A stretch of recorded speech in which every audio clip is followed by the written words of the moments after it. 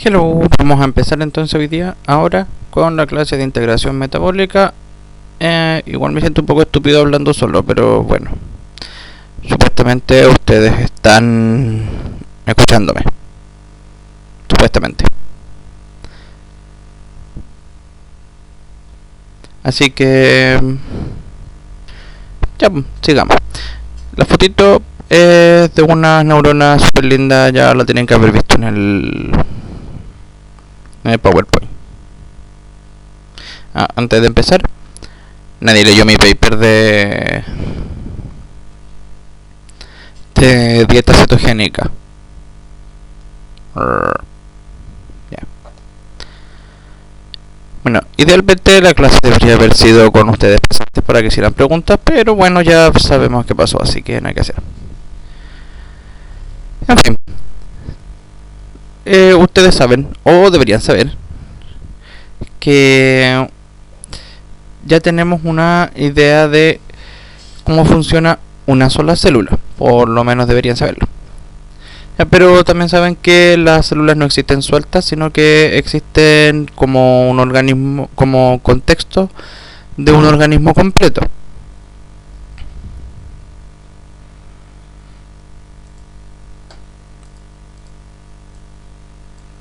¿Ya? Y la célula sola por lo menos en un organismo multicelular, una célula sola no sirve para nada, solo sirve si está trabajando con el resto de las células por el funcionamiento de todo el organismo.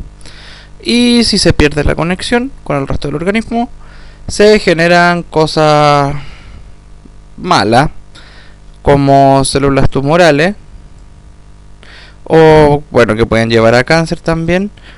O si la célula deja de funcionar, puede ocasionar que el órgano deje de funcionar y por lo tanto genere una atrofia que dependiendo del órgano puede ser más o menos complicada. El organismo en general se regula a través de mensajeros, y hay varios tipos de mensajeros, pero los mensajeros más usuales son las hormonas, que, como deberíamos recordar de biología, tenemos tres tipos: endocrinas, que son aquellas que son liberadas a la sangre y por lo tanto se transportan a un lugar lejano del cuerpo; las paracrinas, que se liberan al espacio extracelular y que son recibidas por las células que están alrededor; y las autocrinas, que liberan, o sea, que son liberadas al espacio celular, pero no son captadas por las otras, sino que por la misma célula. Suena un poco estúpido, pero en realidad no es estúpido. Lo que pasa es que de repente se necesita regular fases de crecimiento, cosas por el estilo, y la misma célula va secretando un mensajero y después lo recibe ella misma para darse cuenta cuánto tiempo ha estado secretándolo. Algo así. Ya, en general tenemos dos mecanismos para generar un efecto por las hormonas. Ya, tenemos un mecanismo que es típico de las hormonas, que son polares, que son recibidas por un receptor, generan una cascada de reacciones que incluyen segundos mensajeros, de los más usuales el AMP cíclico o el calcio, y eso genera a su vez el efecto, que puede ser modificar la actividad de algo en el citoplasma o en el núcleo. Además tenemos otros tipos de hormonas, que son las apolares, que en general son las hormonas esteroideas o las hormonas tiroideas, que son hechas a partir de distintos tipos de grasas y pueden entrar entonces a través de la membrana, porque son apolares, tanto la membrana plasmática como la membrana nuclear, y causan un efecto directamente en el núcleo. Ya, usualmente es la modificación de alguna forma de regulador para aumentar o disminuir la transcripción y bla bla bla.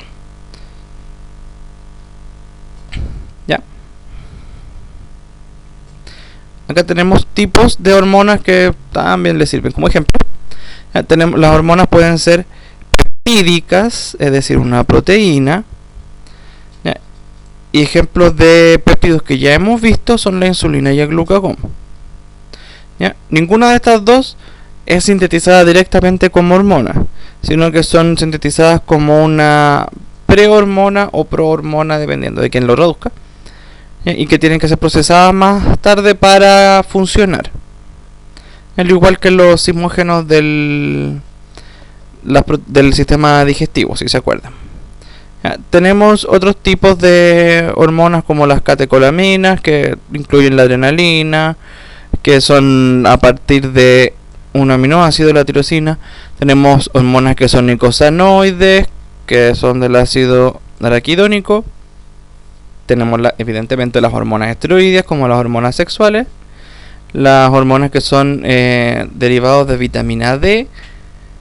Las hormonas que son derivados de vitamina A, que son las hormonas retinoides, tiroides, que son estúpidos, de la tirosina.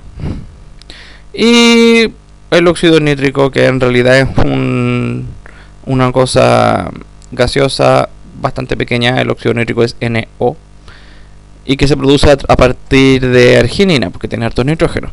Ahora, todas estas cuestiones no es necesario que se las aprendan por razones evidentes, particularmente porque no vamos a hacer una prueba, pero es útil que tengan una idea de todas las cosas, de todos los tipos de hormonas que puedan tener. ¿Ya? Los péptidos, la catecolamina y los icosanoides usualmente tienen receptores en membrana, ¿ya? Mientras los otros tienen un receptor en el interior de la célula, usualmente en el núcleo, ¿ya? Salvo el óxido nítrico, que es un caso bastante particular.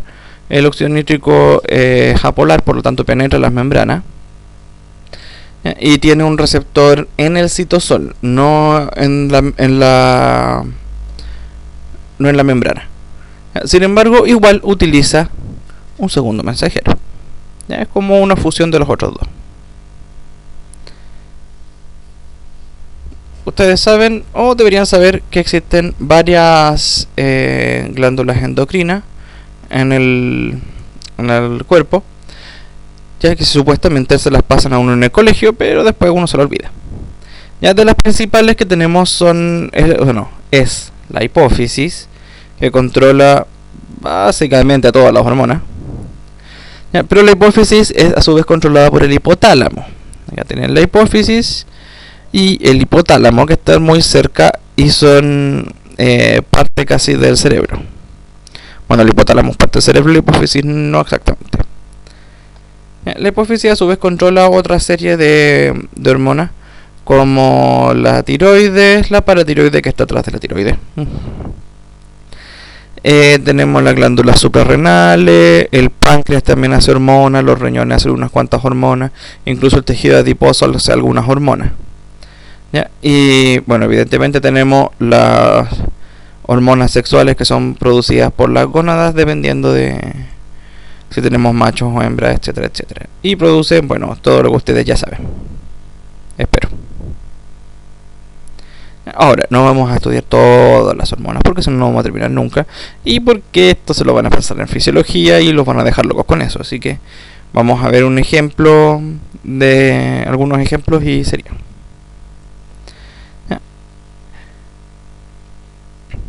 Acá tienen un resumen del Leninger.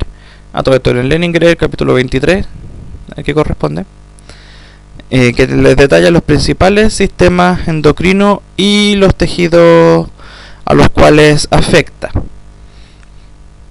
Usualmente las hormonas son controladas por algún estímulo externo. No necesariamente todas, pero algunas, que van al sistema nervioso central. El sistema nervioso central termina en el hipotálamo, y del hipotálamo podemos pasar en nuestra siguiente señal a la hipófisis. El hipotálamo se comunica con la hipófisis por unos vasos sanguíneos, así que tiene como mandarle factores de liberación, o simplemente hay unos también que están conectadas por neuronas, así que ahí es facilito. Y aquí tenemos una serie de hormonas que son primero mensajeros, por así decirlo, la corticotropina, tirotropina, bla bla bla, y que no son hormonas per se, o sea, son hormonas per se, pero no hacen un efecto per se, sino que van a afectar otra glándula, y esta otra glándula es la que va a generar la hormona que va a tener el efecto. ¿Ya? Por ejemplo, la tirotropina va a la tiroides, ¿ya? Y la tiroides produce tiroxina y triiodotironina, ¿ya? Que son básicamente controladores del metabolismo. Como los mayores órganos que tienen que ver con metabolismo energético son el músculo, o sea, el hígado y los músculos. Por eso se le, por ejemplo, esos dos, pero en general pueden afectar a todo el metabolismo. Ahora, cuando algunos tal vez se haya hecho el test de tiroides, le miden T3, que es la triiodotironina, T4, que es tiroxina, T4 libre, porque resulta que la tiroxina es más apolar, por lo tanto es poco soluble, y por lo tanto va asociada a una proteína para que la transporta. Por eso hay T4 libre, al que no está asociada. Y le miden algo que se llama TSH. ¿Ya? Esta TSH es la tirotropina. Ahora, ¿por qué se llama TSH? Porque en realidad la hormona también se llama hormona tiroestimulante, ¿no? Tirostimulant hormone. Entonces, por eso se llama TSH. ¿Ya? Y por los niveles de TSH, T4 y T3 se saca si uno tiene una enfermedad en la tiroides o no.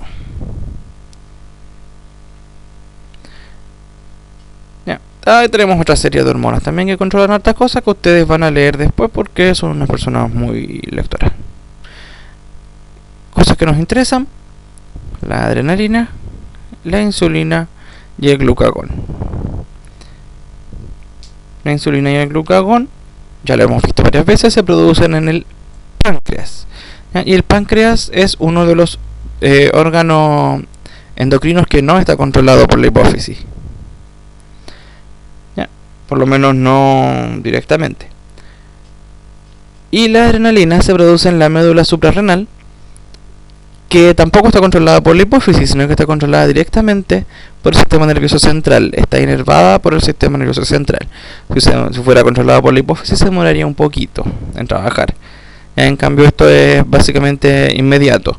Ustedes ven el tigre diente de sable que se los quiere comer, e inmediatamente la médula suprarrenal es estimulada por algunas neuronas para sacar adrenalina y correr como diablo.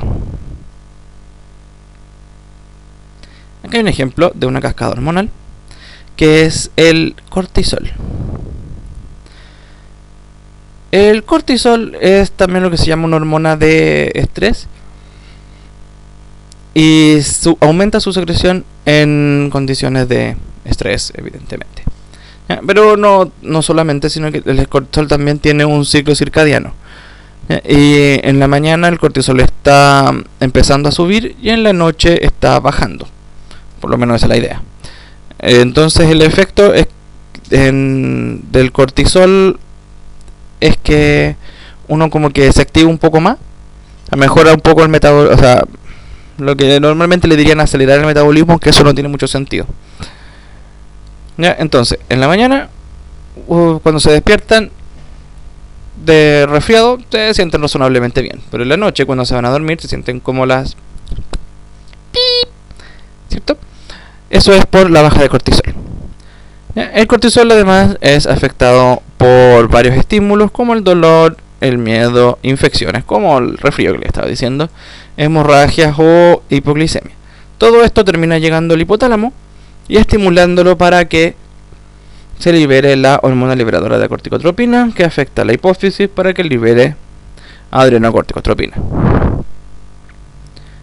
¿Y de qué sirve eso? Para que se active la glándula suprarrenal y ahí se produzca cortisol. ¿Ya? O sea, tenemos dos pasos entre medio antes de producir cortisol. Por supuesto, tenemos también una regulación hacia atrás, un feedback negativo. El cortisol inhibe la producción de adrenocorticotropina en la hipófisis y de la hormona liberadora de corticotropina en el hipotálamo. porque si no, se estresarían, explosión. Ya, vamos a pasar entonces a estudiar el metabolismo que más hemos estudiado, que es el energético. Ya, se supone que no íbamos a pasar mucha materia, así que lo que hemos pasado hasta ahora es el mínimo necesario para poder entender algo asociado. Ya, y para eso vamos a centrarnos un poco en el metabolismo energético. Y vamos a ver qué cosa se utiliza como combustible en los distintos tejidos. Ya, aquí pueden verlo ustedes mismos, pueden parar el video si quieren y leer. Ya. En el hígado, aunque es uno de los órganos que nos vamos a centrar, usualmente no se utiliza mucho la glucosa en realidad como combustible, sino que usa preferentemente ácidos grasos. ¿Ya? Y alfa-cetoácidos, es decir, cosas que anteriormente fueron aminoácidos. ¿Ya? El hígado, aunque les suene estúpido, no utiliza cuerpos cetónicos porque los sintetiza. Y no tendría mucho sentido que los ocupara en vez de tirarlos al resto del organismo. ¿Ya? Y como ustedes saben, o deberían saber, en el hígado se sintetizan los ácidos grasos principalmente, los triglicéridos y, bueno, los cuerpos cetónicos. ¿Ya? Bueno, el tejido adiposo evidentemente no tiene sentido que utilice glucosa, siendo que tiene una montonera de ácidos grasos, por lo tanto utiliza ácidos grasos. El músculo usa principalmente glucosa, ¿ya? Pero también puede usar ácidos grasos en una actividad un poco más intensa y cuerpos cetónicos si es que es necesario.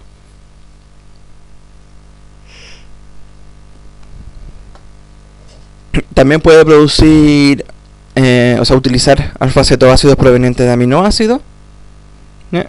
Y puede hacer glucogenólisis, que es decir, degradar glucógeno para obtener glucosa, ¿ya? Pero no le exporta a la sangre, a diferencia del hígado. El cerebro, a su vez, ocupa glucosa, ¿ya? Que utiliza mediante un sistema aeróbico, ¿ya? No tiene glucógeno, ¿ya? El glucógeno no se almacena en el cerebro, ¿ya? Y las neuronas, en teoría, solo se alimentan de glucosa. Sin embargo, en la eventualidad de que no haya glucosa, pueden adaptarse a utilizar cuerpos cetónicos para no morirse, ¿ya? Y como les mencionamos en clase, no puedo utilizar ácido graso, simplemente porque los ácidos grasos no cruzan la barrera hematoencefálica. ¿Ya? Otros órganos como el riñón utilizan básicamente cualquier cosa. El intestino usa unas cosas raras, ¿ya? Dice que usan glutamina, que es una cosa extraña, pero bueno, el intestino está al lado de la comida, entonces igual es facilito que use otras cosas. Y bueno, los eritrocitos utilizan glucosa solamente, pero no pueden utilizarla por completo porque acuérdense que los eritrocitos no tienen mitocondria, por lo tanto solo hace fermentación. ¿Ya? Ahora, todos estos tejidos tienen alguna importancia en particular en el aspecto metabólico, ya hacen distintas cosas. Por ejemplo, el páncreas secreta algunas hormonas como la insulina y el glucagón y bueno, alguna enzima digestiva. El hígado tiene que ver con el metabolismo de grasa, glúcido y básicamente cualquier otra cosa, ¿ya? El cerebro, bueno, básicamente tiene que gastar una cantidad brutal de energía para mantener el potencial de las membranas de las neuronas. Y así con todos los otros, ¿ya? Lo pueden mirar después, ¿ya? Acá está el resumen de lo que hacen los distintos tejidos,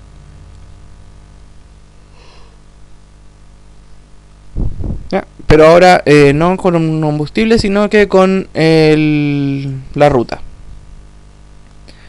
¿Ya? Por ejemplo, el hígado puede hacer glicólisis, puede oxidar acetil-CoA, bla bla bla bla bla. Lo que no hace es oxidar cuerpos cetónicos porque los produce para exportar, ¿ya? En cambio, otros tejidos como por ejemplo el cerebro hacen glicólisis, oxidan acetil-CoA evidentemente hasta dióxido de carbono, y puede utilizar cuerpos cetónicos en ayuno prolongado, ¿ya? Pero no puede utilizar casi ningún otro ciclo, ¿ya? De todos estos, el más versátil es evidentemente el hígado, porque es el centro metabólico del organismo, ¿ya? Y el siguiente más versátil es en una discusión entre el músculo y el riñón, ¿ya? El músculo porque tenemos que correr para que no nos coman los tigres dientes de sable, y el riñón porque se encarga de filtrar la sangre y por lo tanto no puede quedarse sin energía para ser filtrado, ¿ya? Vamos a centrarnos entonces en el hígado, que es, como les decía, el centro metabólico del organismo. El hígado se encarga básicamente de distribuir nutrientes al organismo, para lo cual pasa una gran cantidad de sangre.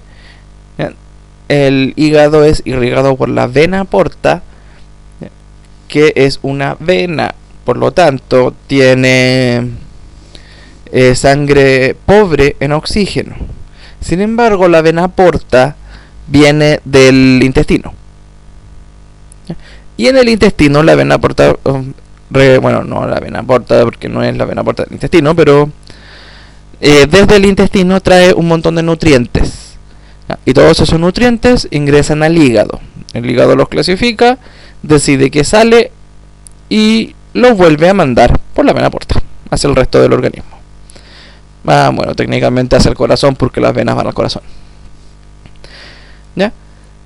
La mayor parte del hígado es irrigado por la vena porta. O sea, el 85% de la sangre que pasa por el hígado es solo vena porta. El resto son otras series de arterias que se encargan de nutrir específicamente al hígado, ¿ya?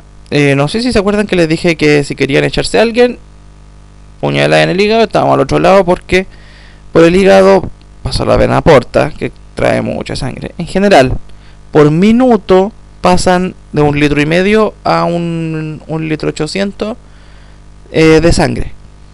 O sea que si yo sacara toda esa sangre, si logro sacar toda la sangre en vez de hacerla pasar, en 2 minutos ya caput. Por supuesto, eso es un poco imposible, así que en la práctica se demora como 15.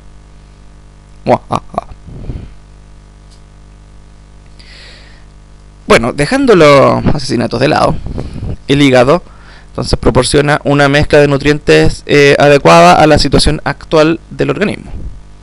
¿Ya? Si se necesita más azúcar, pone más azúcar en la sangre. Si se necesita ácido graso, pone ácido graso en la sangre, y así sucesivamente.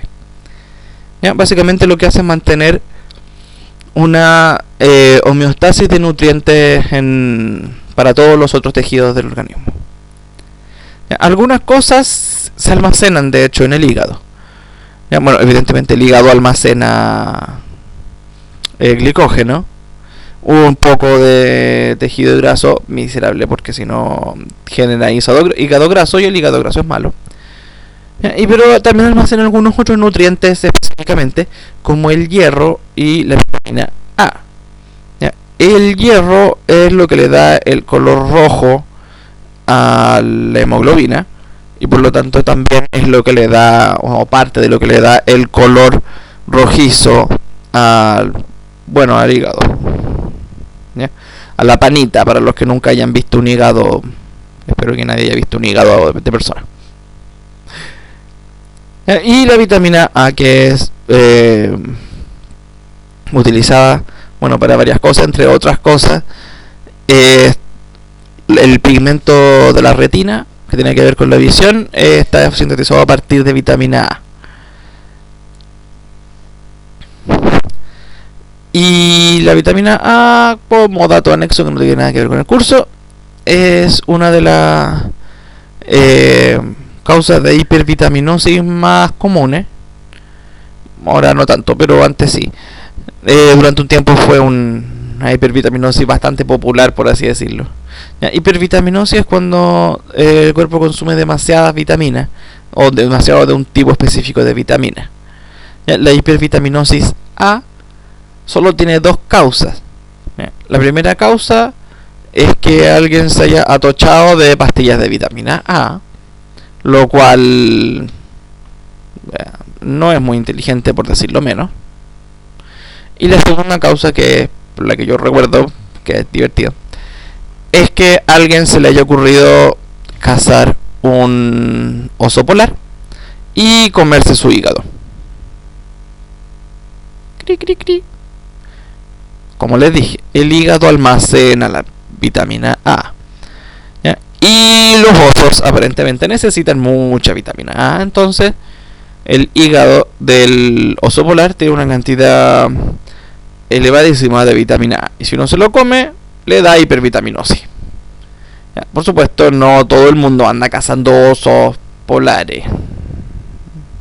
Ya, esto fue una enfermedad, digamos, más o menos común cuando se les ocurrió a la gente empezar a explorar el Polo Norte.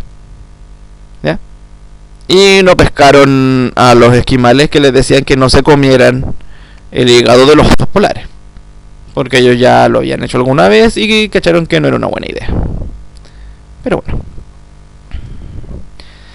el hígado entonces se encarga de procesar, bueno, básicamente todos los tipos de nutrientes, y también de detoxificar algunos compuestos raros, bueno, raros para el organismo, tales como los remedios. ¿Ya? Y bueno, si quieren ser más puristas, también los aditivos, los conservantes y toda esa basura que le agregan a la comida, que la hacen tan rico y deliciosa.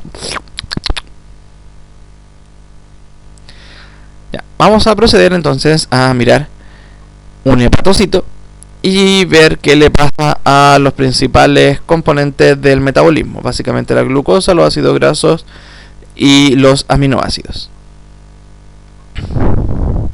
Tenemos entonces acá un hepatocito y están todas las rutas que puede seguir la glucosa. Ya, esto parte en glucosa 6-fosfato para considerar la glucosa que viene del glucógeno. ¿Ya? Bueno, evidentemente puedo sintetizar glucógeno y guardar la glucosa, o puedo sacarle el fosfato a la glucosa para enviarla a la sangre y al resto del organismo.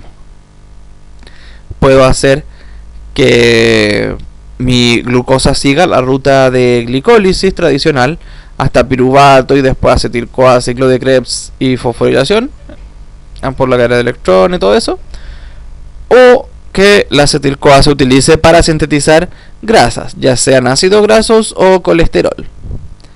¿Ya? Y bueno, también puedo hacer otras rutas como la ruta de las pentosas fosfato. ¿Ya? O sea, la glucosa en los hepatocitos puede seguir todas las rutas que hemos visto que sigue la glucosa. Wow.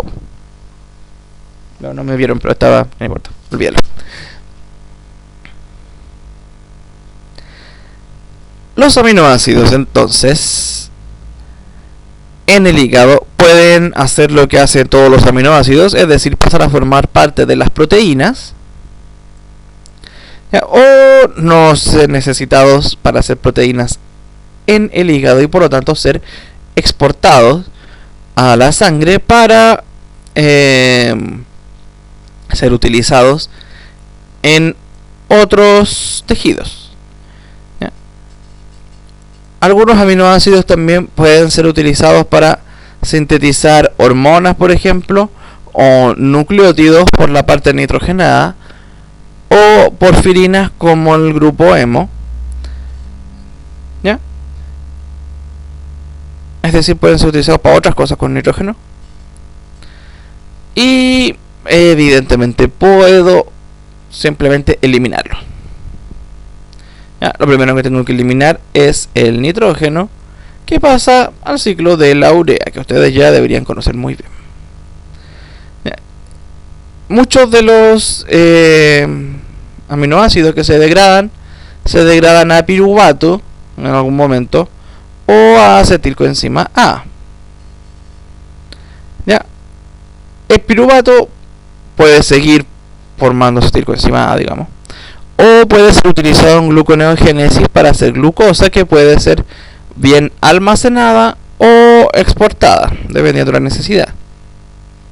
¿Ya? Y el acetil-CoA, que se puede formar directamente o a través de piruvato, puede seguir la ruta tradicional del ciclo de Krebs, etcétera, etcétera, etcétera. Por cierto, del ciclo de Krebs también puedo sacar cosas para hacer glucosa. ¿Ya? O puede irse a hacer ácidos grasos para hacer lípidos, o bueno, cualquier cosa que haga el acetil-CoA. ¿Ya? Finalmente, los ácidos grasos o bien se pueden utilizar directamente para hacer lipoproteínas, o exportarse a la sangre para que otro tejido los ocupen. Ya, por supuesto, también los ácidos grasos los puedo degradar, y los degrado a acetilcoenzima A. Ya, la acetilcoenzima A, adivinen dónde puede ir. Muy bien, ciclo de Krebs, exactamente. También puedo utilizarla para sintetizar colesterol, o sea, grasas. ¿Ya? Y el colesterol se usa para hacer sales biliares, o para hacer hormonas, o para hacer colesterol. Y por supuesto, en cantidades elevadas de acetil-CoA se sintetizan cuerpos cetónicos.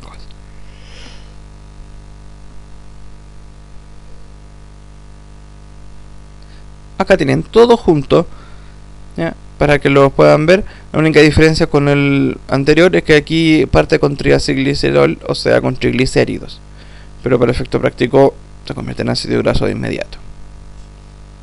¿Ya? Después pueden revisar todas las rutas si lo estiman conveniente. Acá tienen la leyenda.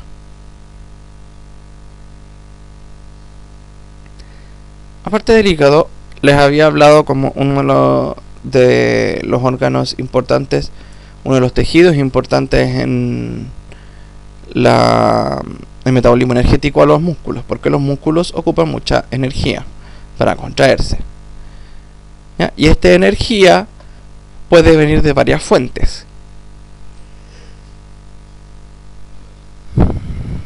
Para una actividad ligera, o no hacer nada, tirado viendo tele, moviendo el dedito, puedo sacar energía básicamente cualquier cosa, de la glucosa sanguínea, de cuerpos cetónicos si es que hay cuerpos cetónicos, de ácidos grasos que anden sueltos por ahí. ¿Ya? Ahora, si efectivamente empiezo a hacer algún tipo de actividad intensa, imaginen lo que quieran, puede empezar a sacar energía directamente del glucógeno muscular. Ya que el glucógeno se convierte en glucosa. Si la actividad es suficientemente intensa, no alcanza el oxígeno que llega por la sangre para degradar la glucosa generada ahí completamente, por lo tanto se utiliza fermentación y por eso genera lactato.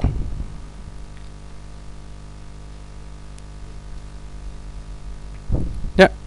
Y en otro tipo de actividad intensa y brusca, se utiliza unas reservas de fosfato que están en un compuesto que se llama fosfocreatina.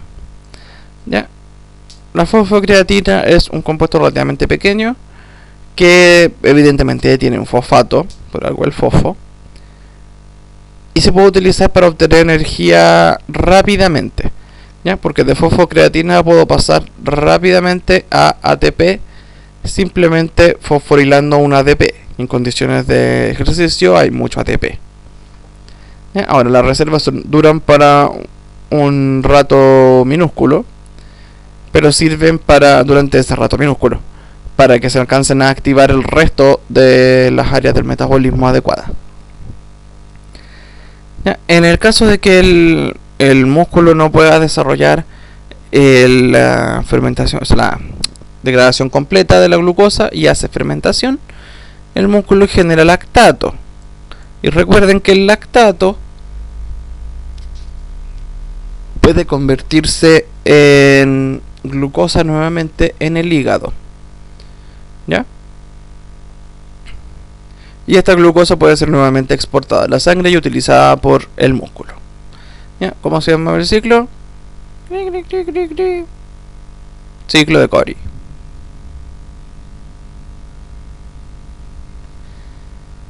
Los músculos, como les decía, ocupan una alta energía, ¿ya? Y tienen varias formas de hacer energía, ¿ya? Pero en general ustedes no están moviendo sus músculos todo el día, salvo uno. El músculo cardíaco, es decir, el corazón, se está moviendo eternamente. Mejor dicho, permanentemente. Desde que se forman hasta que ustedes estiran la pata, se ponen el pijama de madera, se van al otro patio, o para la chala, o etcétera. El músculo cardíaco está funcionando constantemente, ¿ya? Y durante todo este tiempo tiene que estar gastando energía.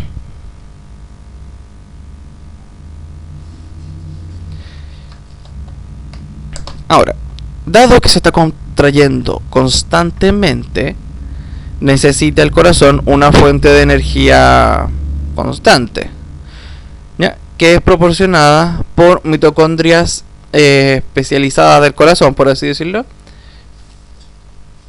que son un poco más grandes, ¿ya? Y bueno, por lo tanto, siempre hace metabolismo aeróbico, ¿ya? El corazón no hace metabolismo anaeróbico porque obtiene muy poca energía. Acuérdense que son 2 ATP por metabolismo anaeróbico y 30 y algo por metabolismo aeróbico. Entonces, las células del corazón, o sea, los cardiomiocitos, además de tener unas mitocondrias un poco más grandes, tienen muchas más mitocondrias que el músculo esquelético normal, ¿ya? Y pueden ser mitocondrias hasta la mitad del volumen de la célula, es decir, tenemos muchas mitocondrias.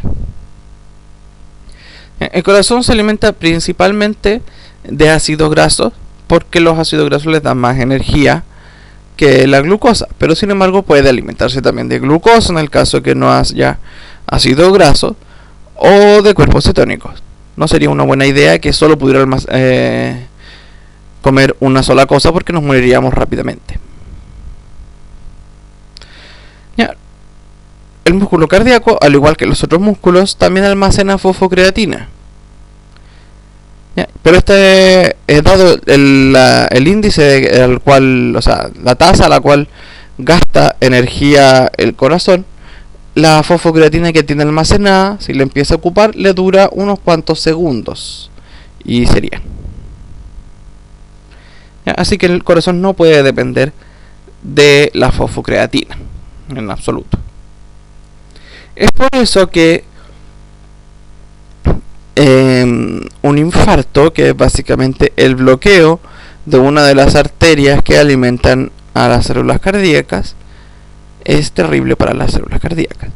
¿Ya? Si bloqueo yo una de las vías de alimentación, básicamente lo que estoy haciendo es negarles el oxígeno a esas células.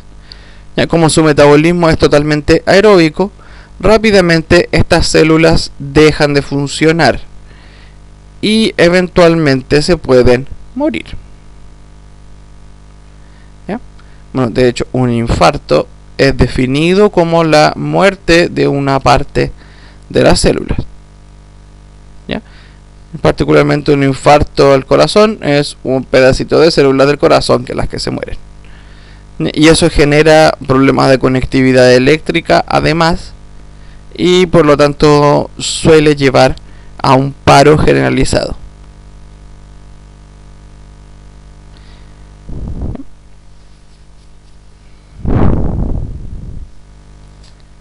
Otro órgano que ocupa una gran cantidad de energía es el cerebro. El cerebro básicamente utiliza glucosa, como les decía, y también utiliza glucosa en el metabolismo aeróbico.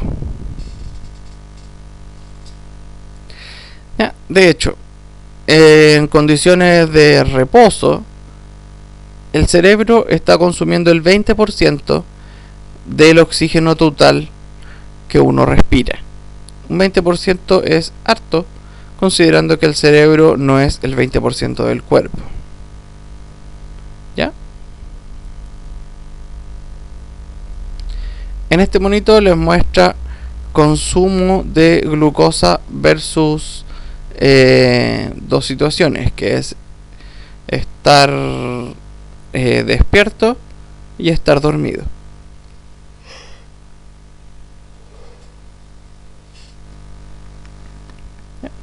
Después leen esta cosa y lo van a ver mejor. Como ya les he mencionado hasta el cansancio, las neuronas también pueden alimentarse de cuerpos cetónicos, básicamente de beta de hidroxibutirato.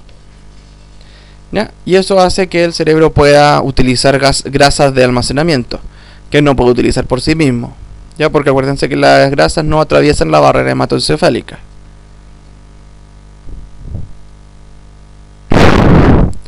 En la eventualidad de que no tenga yo ni grasas, ni glucosa, ni cuerpo cetónico, porque ya se me están acabando todo, o sea, tenemos un tipo encerrado sin comer durante varios meses, el cuerpo empieza a apagar algunos sistemas y a dejar funcionando básicamente el cerebro. Y como fuente energética utiliza las proteínas que se encuentran en los músculos, ¿ya? Con la consecuencia de que destruye los músculos, evidentemente. Pero bueno, ¿qué le vamos a hacer? Ahora, ¿en qué gasta tanta energía el cerebro? Bueno, dado que cada impulso nervioso, de los cuales tenemos millones en cada segundo, lo que hace es una despolarización de la membrana, es decir, moviliza iones de un lado al otro de la membrana. ¿Ya? Eventualmente, si yo sigo despolarizando y despolarizando eternamente, la gradiente de iones se va a perder. Y si se pierde, ya no se van a poder mover. Y si no se pueden mover, nos vamos a morir. ¿Ya? Entonces, las neuronas mantienen la diferencia de cantidad de iones a cada lado de la membrana de manera activa, es decir, gastando energía. ¿Ya? Esta energía es la que ocupa el cerebro.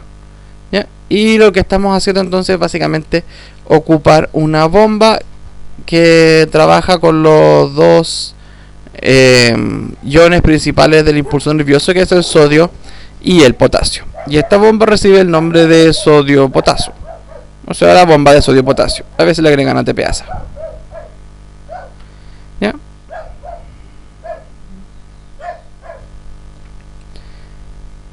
Ahora, todos estos tejidos que vimos, los vimos en condiciones más o menos normales. ¿Ya? Y funcionando independientemente, pero todos funcionan al unísono. ¿Ya? Entonces, para ver cómo lo hacen, vamos a ver cómo se regula el metabolismo energético. Y en general, el metabolismo energético se regula con hormonas. Las principales hormonas del metabolismo energético son la insulina y el glucagón. ¿Ya? Y el balance insulina-glucagón me dice si yo voy a estar consumiendo glucosa o estoy soltando glucosa, dependiendo de lo que sea necesario. ¿Ya? En este caso, el páncreas ahora tiene dos funciones. ¿Ya? Primero una endocrina y después otra que no es endocrina. ¿Ya? La que no es endocrina es la que tiene que ver con la digestión, por ejemplo. ¿Ya?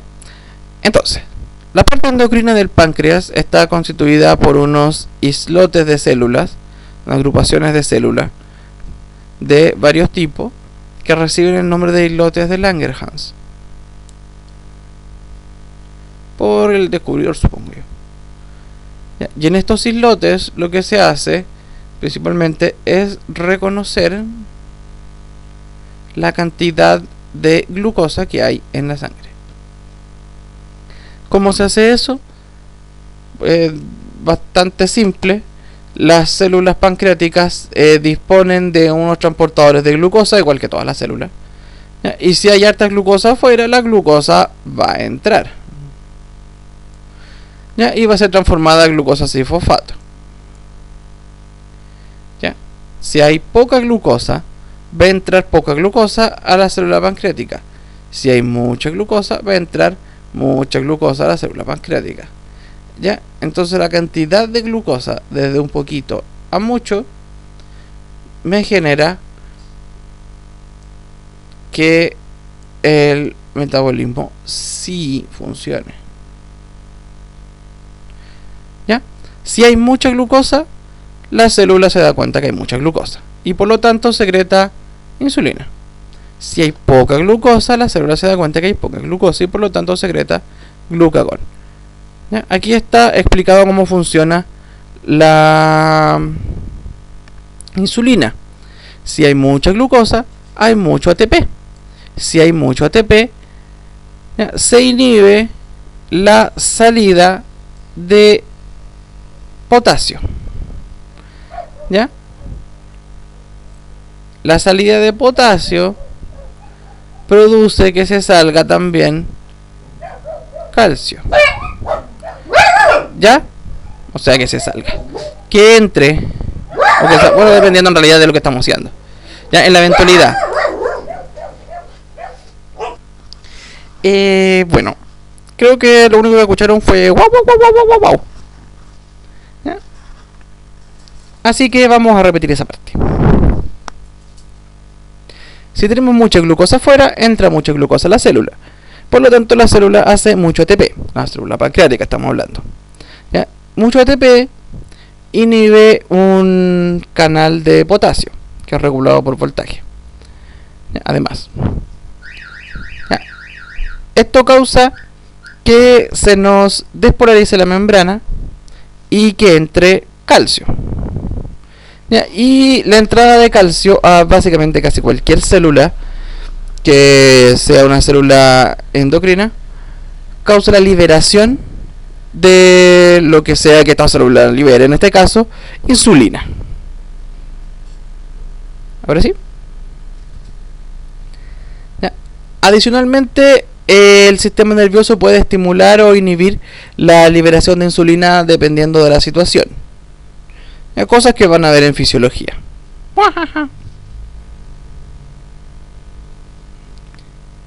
Ya.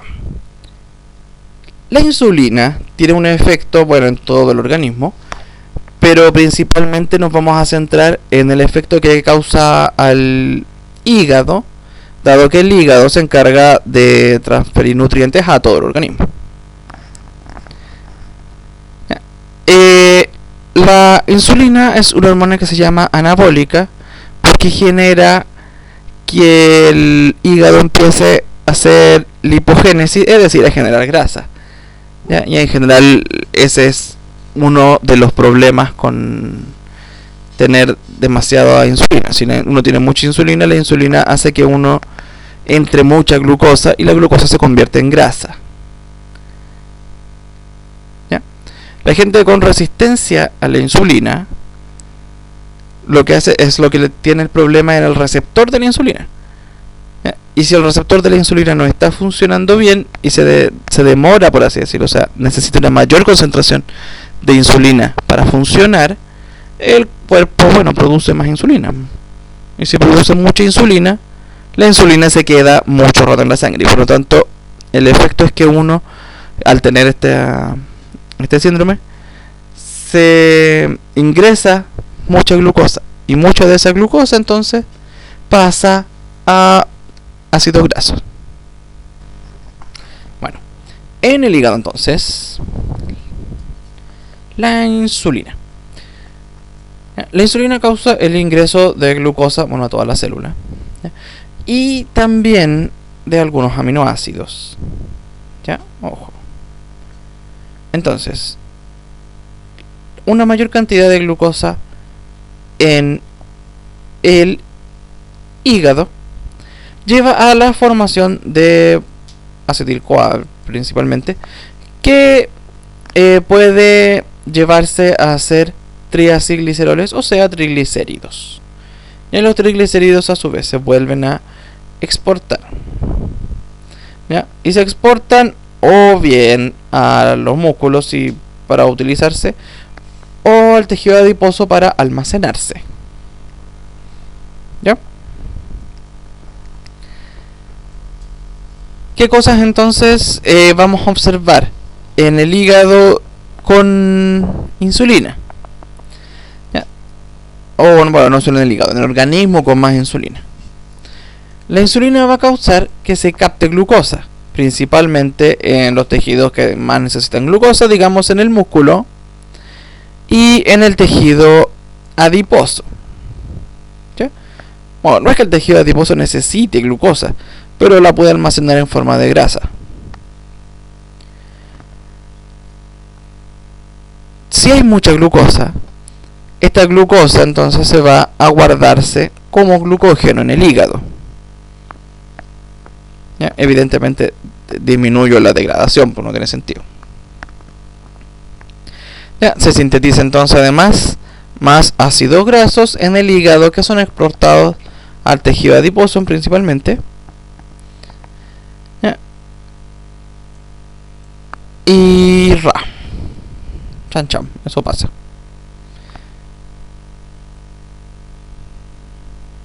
¿Estamos? Sí, estupendo.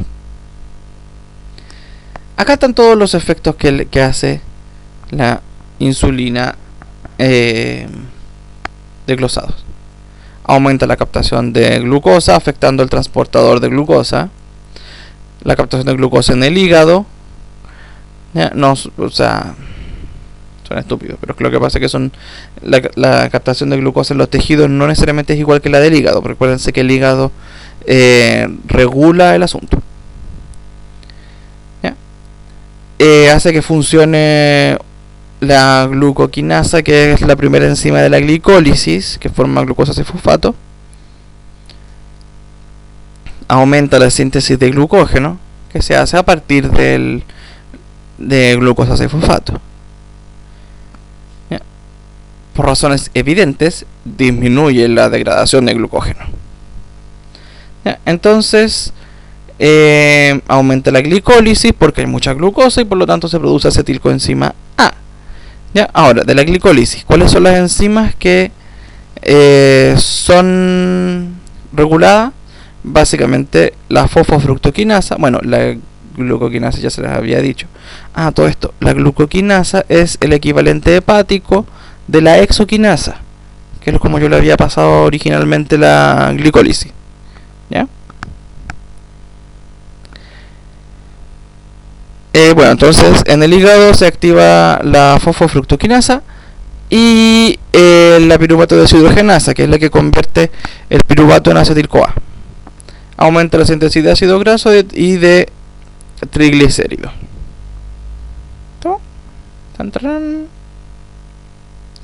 El glucagón, por razones obvias, puesto que el glucagón hace exactamente lo contrario de la insulina, producirá el efecto contrario.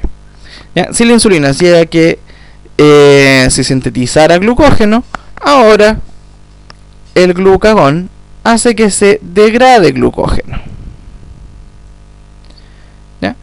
La insulina hacía que en el hígado se hiciera más glicólisis porque había más glucosa. Ahora la insulina hace que haya menos glicólisis en el hígado. ¿Por qué? Porque así voy a poder liberar la glucosa a la sangre en vez de ocuparla. Además, ante el estímulo del glucagón, el hígado empieza a producir glucosa, es decir, hace gluconeogénesis, y lo hace a partir de lo que tenga disponible, básicamente aminoácidos o glicerol o lo que sea. ¿Ya? En el tejido adiposo ahora, el glucagón va a hacer que en vez de almacenar grasa, se suelte en grasa, porque evidentemente el glucagón implica que falta energía. ¿Ya? Ahora, en el músculo, ojo, el glucagón no tiene ningún efecto. ¿Ya? Porque el músculo no tiene receptor de glucagón. ¿Ya? Y porque el músculo no distribuye nada al resto del organismo. O sea, de buena onda. Hay varias cosas que salen del músculo, pero no lo hace de buena onda, lo hace para no tener que almacenarla. ¿Ya? El músculo tiene glucógeno, pero lo tiene para su propio uso. ¿Estamos? Y bueno, también tiene grasa, pero también está para su propio uso, no está para ser distribuida, por lo tanto no tiene necesidad de responder al glucagón. ¿Ya? El músculo se autorregula en ese aspecto. Si falta energía, empieza a ocupar lo que se le ocurra. ¿Ya? Entonces, acá están los efectos metabólicos del glucagón: degradación del glucógeno, disminución de la síntesis, baja de la degradación de glucosa y aumenta la síntesis de glucosa por razones obvias. ¿Ya? Se movilizan ácidos grasos desde el tejido adiposo y eventualmente, si no soy capaz de generar suficiente glucosa, se van a empezar a generar cuerpos cetónicos. ¿Ya? Acuérdense que esto viene precedido de una depresión, es decir, que de que se acaben los intermediarios del ciclo de Krebs en el hígado. Solo en el hígado. Ya, entonces, esto lo podemos pasar a un gráfico. Nos encantan los gráficos. Tenemos, después de una comida, ¿ya? Aquí ustedes se chantan una hamburguesa. Me parece un señor con pelado con lente. Ya, una hamburguesa con papas fritas. Ya, son papas fritas, súper bien dibujadas. Ya. Tenemos entonces primero un nivel basal de glucosa, obvio, que es normal. Algún valor entre 80 y 100. Ya, lo normal es que uno espere tener 90, pero en realidad si tienen 85 es básicamente lo mismo.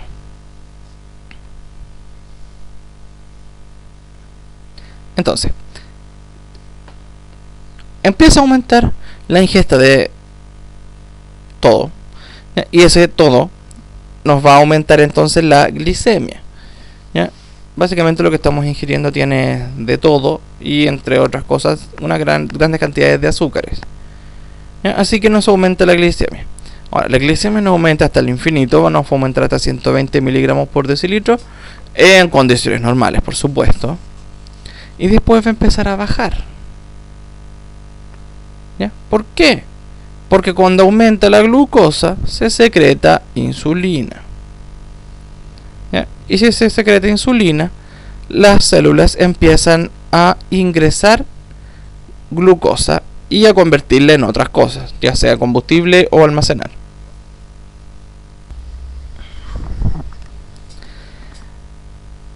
Ya.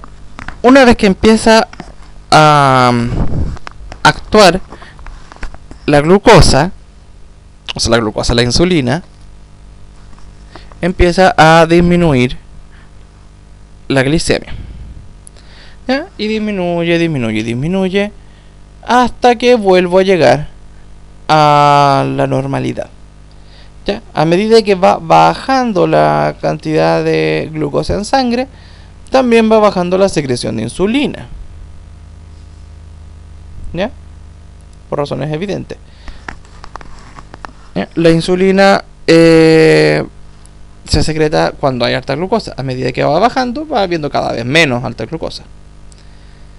¿Ya?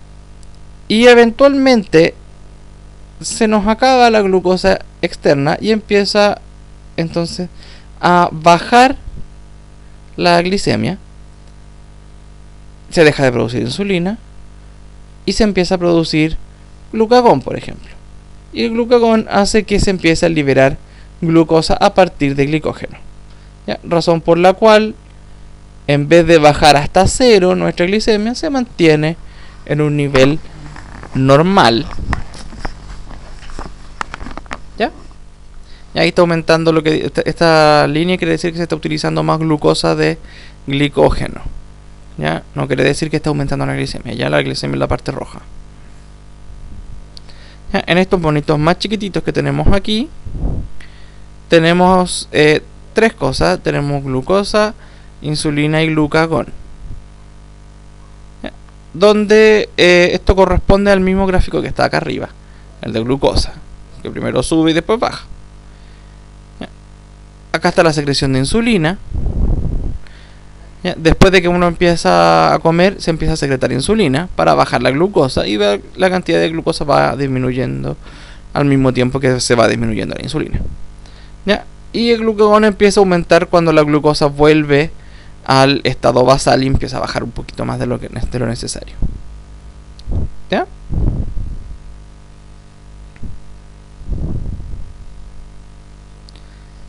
Como datos, la mayor parte de la glucosa, 3/4 del total de glucosa, que es endógena, es decir, que se produce sin que uno coma, vienen de glucógeno.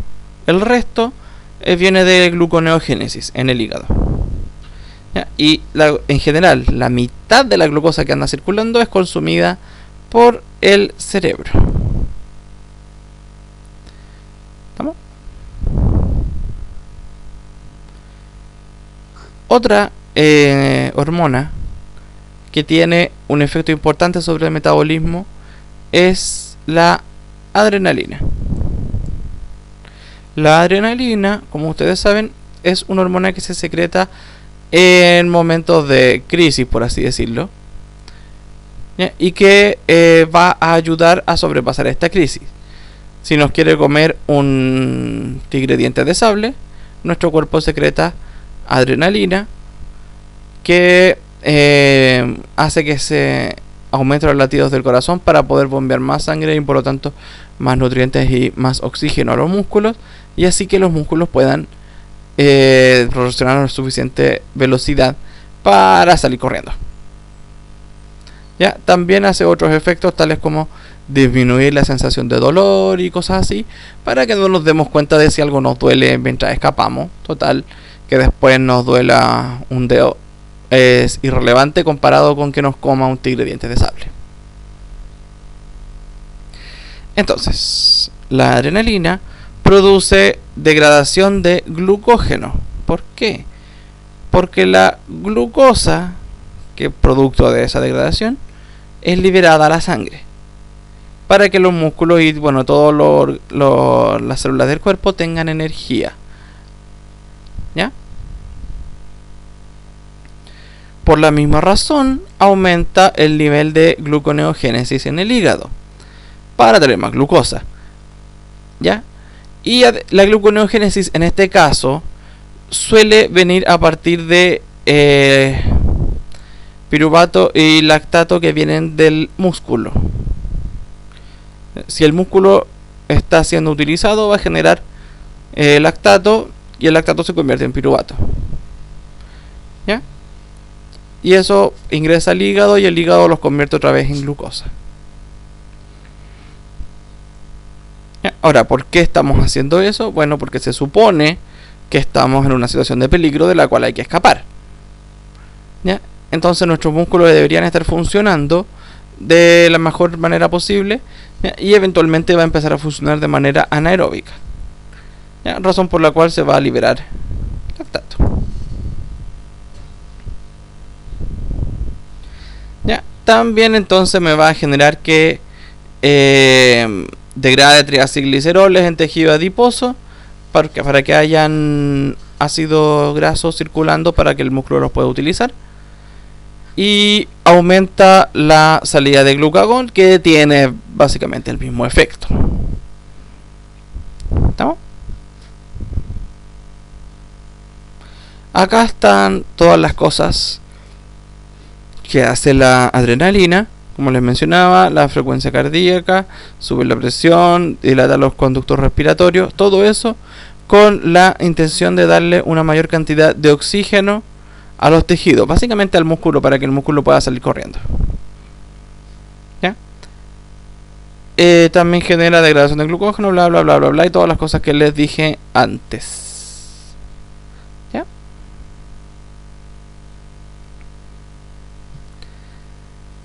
Vamos a ver ahora cómo se adapta el metabolismo en distintas situaciones. ¿Ya? Básicamente en la situación de no comer. Esta triste situación, normalmente llamada ayuno, y si es prolongada, inanición, ¿ya? No necesariamente nos va a hacer sucumbir de inmediato, porque nuestro metabolismo se acomoda a ellas. ¿Ya? Después de unas horas de que uno haya comido, o sea, cuando ya empieza, digamos, a entrar en términos de ayuno, baja el nivel de glucosa en la sangre, ¿ya? Y se empieza a liberar la glucosa desde el hígado, ¿ya? Desde el glucógeno. ¿Ya? Puesto que estoy en condiciones de baja cantidad de energía, no sintetizo lípidos. ¿Ya? Porque acuérdense que los lípidos se sintetizan cuando hay alta energía. ¿Ya? La secreción de glucagón aumenta y es notoria después de las 4 horas. ¿Ya? Por eso es que los médicos le dicen coma cada 4 horas. ¿Por qué? Porque si come cada más horas, su cuerpo va a pasar por un periodo de ayuno que va a considerar prolongado, y por lo tanto la siguiente vez va a almacenar más, por si acaso. Ya. Si prolongan su ayuno, se me pueden empezar a agotar en el hígado los intermediarios del ciclo de Krebs, si estoy utilizándolos para gluconeogénesis, razón por la cual en vez de producir glucosa, ahora el hígado podría producir cuerpos cetóricos. ¿Ya? Esto es ayuno prolongado, no son 6 horas, ¿ya? Unas 12 por lo bajo. Si consideramos solo el tejido graso almacenado en una persona, debería alcanzarle, suponiendo que tiene un peso normal, algo así como para 3 meses. ¿Ya? O sea, podría pasar 3 meses sin comer. ¿Ya? Lo cual evidentemente cambia si la persona tiene más grasita almacenada. ¿Ya? Una persona con obesidad, por ejemplo, podría sobrevivir incluso hasta 1 año o un poco más solo con la grasa.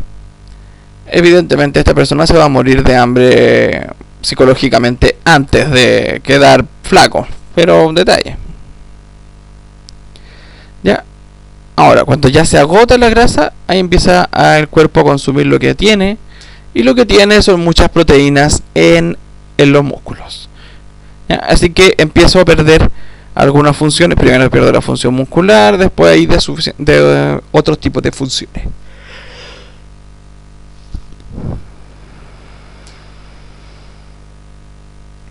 ¿Ya? Ahora, ojo, la grasa me proporciona energía, una gran cantidad de energía, pero yo no vivo solo de energía. ¿Ya? Nosotros necesitamos una serie de otras cosas también. ¿Ya? Necesitamos otras cosas en la forma de vitaminas y de minerales. ¿Ya? Razón por la cual no puedo sobrevivir sin ellos. ¿Ya? Y evidentemente necesitamos agua.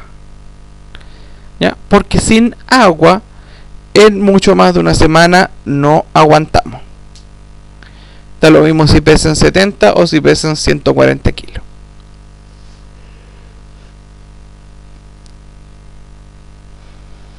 Ahora, ¿por qué normalmente uno no considera los minerales y todas esas cosas? Porque el agua que uno bebe suele tener una cantidad razonable de minerales. ¿Ya? Entonces nunca te van a faltar minerales mientras estés tomando agua. Y lo de las vitaminas, bueno, el agua no tiene vitamina, ¿ya? Pero los efectos de falta de vitaminas a veces se demoran en aparecer.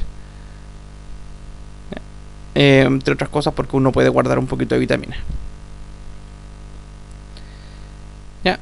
Pero bueno, si una persona normal empieza a llegar a los 3 meses de ayuno, o sea, ya en inanición, porque, qué sé yo, estaba perdido en el desierto o está haciendo una huelga de hambre, ya ahí empezamos a tener serios problemas. ¿Ya? Por eso las huelgas de hambre nunca duran tanto, porque si no la gente se puede morir. Ahora, ¿qué es lo que va pasando entonces en nuestras células? En este esquema nos muestra todas las cosas que van pasando en el hepatocito durante ayuno prolongado, ¿ya? Que por cierto es similar a una diabetes no controlada. ¿Ya? El ayuno prolongado causa falta de glucosa. ¿Ya? La diabetes, que es falta de insulina, no causa falta de glucosa, pero causa que las células no puedan saber que hay glucosa, porque sin insulina las células no entran glucosa. Entonces el efecto es más o menos lo mismo que si no hubiera. ¿Ya? Entonces, suponiendo que no tengo glucosa, o que no sé que hay glucosa porque no tengo insulina, ¿qué es lo que empiezan a hacer las células del hígado? Primero empiezan a degradar proteínas que no sean demasiado importantes, digamos, o sea, no va a degradar el músculo solo porque no han comido en un rato. ¿Ya? Empieza a degradar proteínas no esenciales porque hay aminoácidos que dan intermediarios de la glicólisis o del ciclo de Krebs que se pueden utilizar como energía. ¿Ya? Ahora, degradar aminoácidos produce amonio. ¿Ya? Y el amonio entonces produce urea, que se elimina. ¿Ya? Al mismo tiempo, empiezo a desviar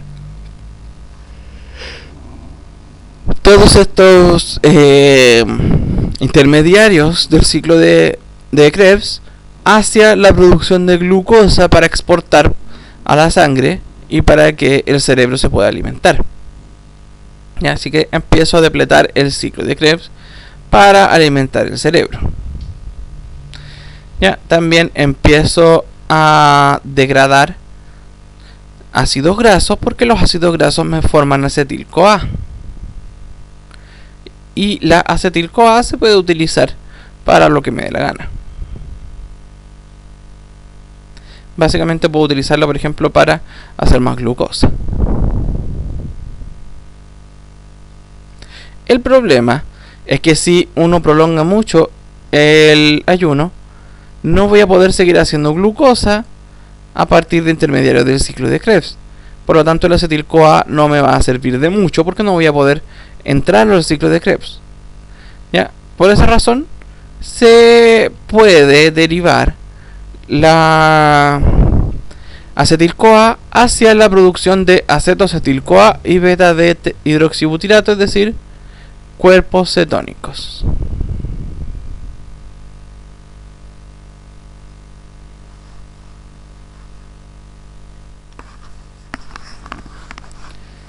¿Ya? Ahora, para que no piensen que uno empieza a producir cuerpos cetónicos al ratito de después de comer, la verdad es que uno empieza a producir cuerpos cetónicos por lo menos después de un día de no tener comida. ¿Ya? Y acá tienen entonces este gráfico que les muestra cuántos días de no comer versus la concentración plasmática de lo que salga acá. En rojo, la concentración de glucosa, que parte en una concentración normal y termina en más o menos la mitad. Ya, esto está en milimolar, no está en miligramos por decilitro, pero el gráfico tendría la misma forma. Ya, entonces la glucosa va bajando cuando no ingreso comida. Ya, y entonces empiezo a tener una cantidad estable de ácido graso circulando para que los músculos, por ejemplo, los consuman. Ya, sin embargo, cuando la glucosa ya disminuye demasiado, se empiezan a producir cuerpos cetónicos. ¿Ya? Esto ocurre básicamente después de 24 horas de ayuno. Recién ahí empiezo a producir los cuerpos cetónicos. ¿Ya? Y más o menos al cuarto día ya tengo una producción constante de cuerpos cetónicos.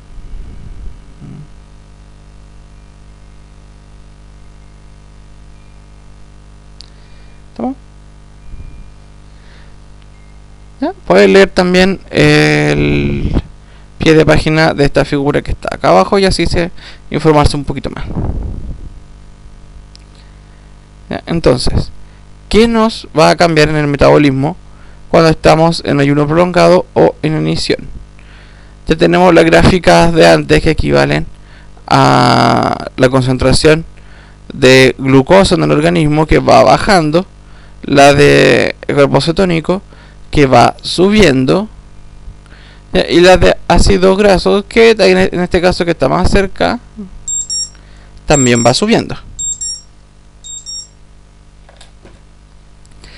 Ya, esto está en días, ojo. Ya, y acá está entonces, ¿qué cosa empiezo a pasar? Empiezo a hacer glucogenólisis después de 4 a 12 horas de no comer. Es decir, aumenté el glucagón básicamente y bueno, disminuye la insulina. Al día empiezo a hacer gluconeogénesis utilizando el lactato y bueno, a partir del lactato piruvato provenientes del músculo, ya sea por degradación de glucosa mediante fermentación, lactato, o por degradación de proteínas. Usualmente alanina se termina siendo producto de eso. La alanina sin el nitrógeno es piruvato. ¿Ya? Y además empieza a oxidar ácidos grasos. Al segundo día empiezo a hacer gluconeogénesis a partir de los aminoácidos. ¿Ya? Sigo oxidando ácidos grasos y el músculo empieza a utilizar estos ácidos grasos en vez de dedicarse solo a la glucosa. ¿Ya? Ya para el quinto día se me están acabando los intermediarios del ciclo de Krebs. ¿Ya? De hecho este OAA es oxaloacetato. ¿Ya? Entonces ya no puedo hacer gluconeogénesis, estoy haciendo totalmente cuerpos cetónicos. Ya lo estoy haciendo a partir de ácidos grasos y bueno, algunos aminoácidos. ¿Ya? Los músculos se están alimentando exclusivamente de ácidos grasos y en el cerebro ya estamos consumiendo activamente cuerpos cetónicos. ¿Ya?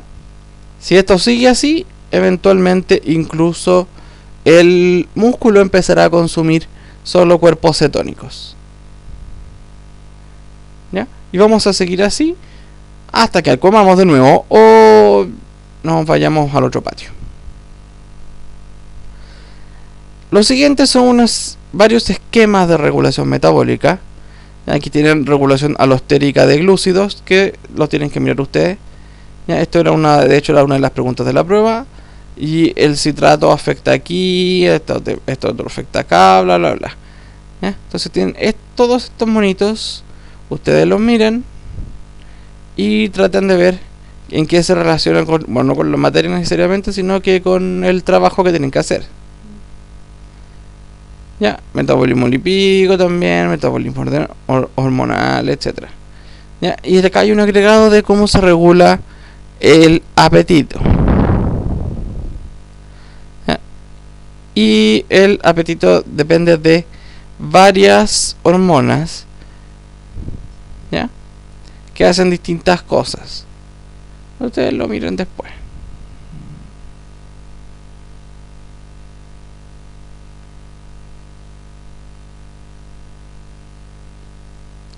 Otra cosa que está acá, ¿ya? Es la producción de grelina y la producción de leptina. Ya, ambas tienen que ver con el apetito. La leptina inhibe el apetito y la grelina aumenta el apetito. O sea, la leptina es, oh, ya estoy llenito, y la grelina es, tengo hambre. ¿Ya? Y por razones evidentes tienen curvas diferentes.